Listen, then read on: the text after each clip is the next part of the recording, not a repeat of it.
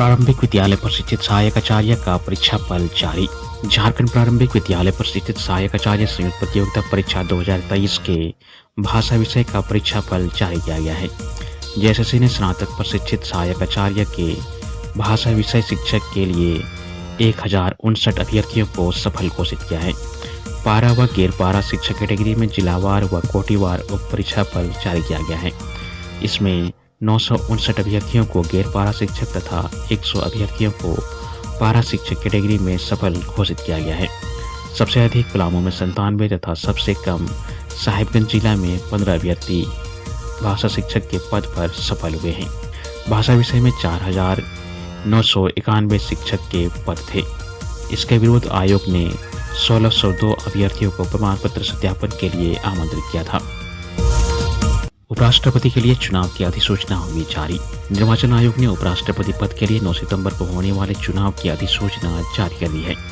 इसके साथ ही नामांकन प्रक्रिया की शुरुआत हो गई। नामांकन दाखिल करने की अंतिम तिथि 21 अगस्त है।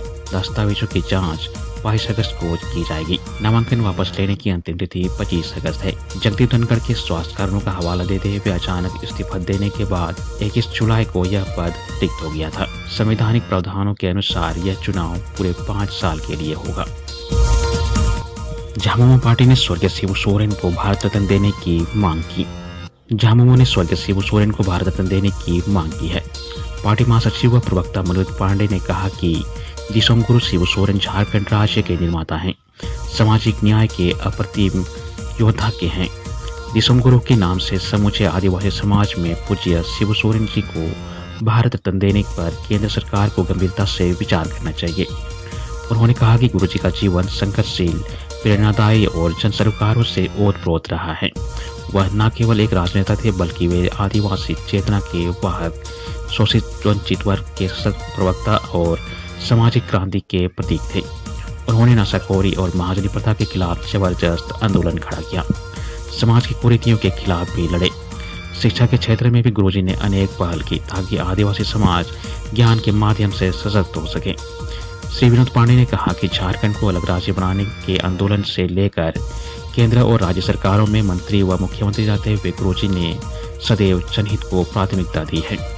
ऐसे महापुरुष को भारत रत्न से सम्मानित करना केवल उनके प्रति श्रद्धांजलि नहीं बल्कि देश के लोकतांत्रिक और सामाजिक चेतना को भी गौरवान्वित करने वाला होगा। राज्य के 500 प्लस 2 स्कूलों में 2026 तक 1373 पदों पर होंगी शिक्षकों की नियुक्ति। झारखंड हाईकोर्ट ने राज्य के प्लस 2 हाई स्कूलों में मनोविज्ञान, गृह विज्ञान, मानव विज्ञान, तर्कशास्त्र सहित जनजातीय भाषा विषयों में स्वीकृत पदों पर शिक्षकों की नियुक्ति को लेकर दायर जनहित याचिका पर सुनवाई की। चीफ जस्टिस तारलोक सिंह चौहान व जस्टिस राजेश शंकर की खंडपीठ ने मामले की सुनवाई की।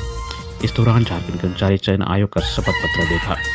शपथ पत्र को संतोषजनक पाते हुए खंडपीठ ने कहा कि 31 जनवरी 2026 तक जेएसएससी द्वारा राज्य के प्लस 2 हाई स्कूलों में शिक्षकों की नियुक्ति के लिए अभ्यर्थियों की अनुशंसा सरकार से की जाएगी। इसे देखते हुए जनहित याचिका को निष्पादित किया जाता है। इससे पूर्व प्रार्थी की ओर से अधिवक्ता राजेश कुमार ने पक्ष रखा। वहीं जेएसएससी की ओर से शपथ पत्र दायर किया गया। उसकी ओर से अधिवक्ता संजय अग्रवाल ने खंडपीठ के समक्ष टाइमलाइन प्रस्तुत करते हुए बताया कि 500 से अधिक प्लस 2 हाई स्कूलों में माध्यमिक आचार्य संयुक्त प्रतियोगिता परीक्षा के तहत 1373 शिक्षकों की नियुक्ति की जाएगी। 730 करोड़ से अधिक जीएसटी घोटाले मामले में रांची समेत 8 ठिकानों पर ईडी का छापा। प्रवर्तन निदेशालय ने 730 करोड़ रुपये से अधिक के जीएसटी घोटाले के मामले में गुरुवार को झारखंड सहित मुंबई और कोलकाता में कुल 12 कारोबारियों के ठिकाने पर छापेमारी की। झारखंड में रांची, जमशेदपुर और धनबाद के कारोबारियों के 6 ठिकानों पर छापेमारी की गई। इनमें रांची के पीपी कंपाउंड स्थित कृष्णा अपार्टमेंट के 4थे तल्ले में रहने वाले कारोबारी के फ्लैट में छापा पड़ा। यह फ्लैट कारोबारी एस ठक्कर का बताया जाता है। फ्लैट में छापेमारी के अलावा उनके ऑफिस कामधेनु इंटरप्राइजेज में भी छापेमारी की गई। जमशेदपुर में स्क्रैप कारोबारी ज्ञानचंद जायसवाल के ठिकाने पर और सरायकेला में भी उनके अन्य ठिकानों पर छापेमारी की गई। धनबाद में फर्नीचर कारोबारी अमित अग्रवाल के गोविंदपुर थाना क्षेत्र स्थित फ्लैट और झरिया स्थित ऑफिस में छापेमारी की गई। इसके अलावा ईडी ने ज्ञानचंद जायसवाल के बेटे के हावड़ा स्थित ठिकाने पर और मुंबई में अंकेश जैन के ठिकाने पर भी छापेमारी की। बताया जाता है कि छापेमारी के दौरान ईडी को कई दस्तावेज मिले हैं। इनके आधार पर यह जानकारी मिली है कि आरोपी पक्ष के लोग हवाला के जरिए रुपये का लेन देन करते थे और नकदी को एक जगह से दूसरी जगह ले जाने के लिए हवाला का सहारा लेते थे। शिक्षा मंत्री रामदास सोरेन के स्वास्थ्य में आंशिक सुधार। झारखंड के शिक्षा मंत्री रामदास सोरेन की हालत में आंशिक सुधार देखा गया है। डॉक्टरों के अनुसार उनके शरीर में हल्की हलचल हुई है, जिससे समर्थकों और परिजनों की उम्मीद की किरण जगी है। हालांकि दिल्ली के इंद्रप्रस्थ अपोलो अस्पताल के डॉक्टरों ने अब भी उनकी स्थिति को गंभीर बताया है। रामदास सोरेन बीते 6 दिनों से अपोलो अस्पताल में भर्ती हैं और वेंटिलेटर पर जीवन रक्षक प्रणाली के सहारे हैं। उन्हें 2 अगस्त को पोरबंदर स्थित अपने आवास पर ब्रेन स्ट्रोक आया था, जिसके बाद तत्काल उन्हें दिल्ली रेफर किया गया।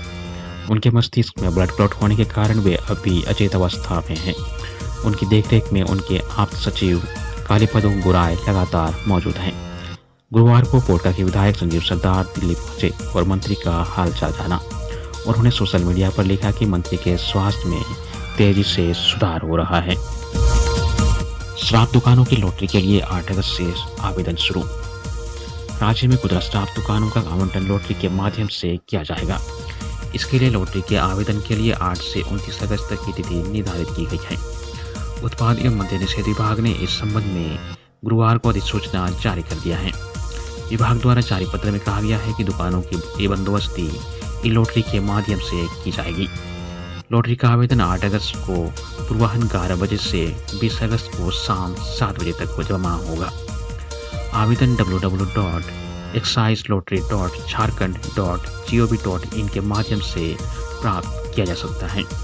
लॉटरी के लिए राशि भुगतान की प्राप्ति की पुष्टि आवेदन पोर्टल अथवा विभागीय बैंक से अप्राप्त रहने की स्थिति में आवेदक लॉटरी प्रक्रिया में शामिल नहीं हो सकेंगे। राशि प्राप्ति की पुष्टि 20 अगस्त को 12 बजे तक होना अनिवार्य है। लॉटरी का रिजल्ट 22 अगस्त को 11 बजे से निकलेगा।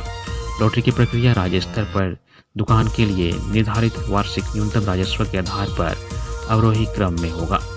लॉटरी के सफल आवेदक को 25 अगस्त तक आवश्यक कागजात उत्पाद कार्यालय में जमा करना होगा। साइबर ठगी में राज्य पुलिस का जामताड़ा में छापा, 1 गिरफ्तार। साइबर ठगी मामले में रांची सीआईडी की टीम ने गुरुवार को जामताड़ा में छापेमारी कर स्वास्थ्य विभाग के बीपीएम जितेंद्र कुमार पप्पू को गिरफ्तार कर अपने साथ ले गई। जानकारी के अनुसार जितेंद्र कुमार पप्पू के बैंक खाते में ठगी के 38 लाख रुपए 3 बार में आए थे। इस मामले में उसके विरुद्ध साइबर क्राइम थाना अपराध अनुसंधान विभाग रांची में दर्ज किया गया है। गुरुवार को जामताड़ा साइबर थाना की पुलिस के सहयोग से रांची सीआईडी के एसआई विनोद कुमार रजक ने छापेमारी कर जामताड़ा से जितेंद्र कुमार पप्पू को गिरफ्तार किया है। बताया जाता है कि जितेंद्र कुमार स्वास्थ्य विभाग नाला में बीपीएम के पद पर कार्यरत है। छापेमारी टीम में रांची थाना के अनुसंधानकर्ता मोहन पांडे, जामताड़ा साइबर थाना प्रभारी मनोज कुमार महतो, इंस्पेक्टर चंद्रमणि भारती, इंस्पेक्टर जयंत तिर्की के अलावा पुलिस बल शामिल थे। थाना प्रभारी मनोज कुमार महतो ने बताया कि यह मामला रांची से जुड़ा हुआ है। राज्य में वज्रपात की 3 घंटों पहले मिलेगी चेतावनी। आपदा प्रबंधन मंत्री इरफान अंसारी ने गुरुवार को अपने आवास में आपदा प्रबंधन को लेकर उच्च स्तरीय समीक्षा बैठक की। बैठक में अतिवृष्टि, वज्रपात, संघर्ष एवं अन्य प्राकृतिक आपदाओं के प्रभावों की विस्तृत समीक्षा की गई। बैठक में mitigation project for lightning safety को मंजूरी दी गई है। पहले चरण में जामताड़ा, देवदुमका एवं बरहेट में विशेष सर्वेक्षण कर इस परियोजना की शुरुआत की जाएगी। इस परियोजना के तहत इलेक्ट्रिकल फील्ड मिल उपकरण लगाए जाएंगे। इससे वज्रपात की घटना से 3 घंटे पूर्व लाउड स्पीकरों के माध्यम से जनता तक चेतावनी पहुंचेगी। बैठक में विभागीय सचिव राजेश कुमार शर्मा सहित सभी वरिष्ठ अधिकारियों ने हिस्सा लिया।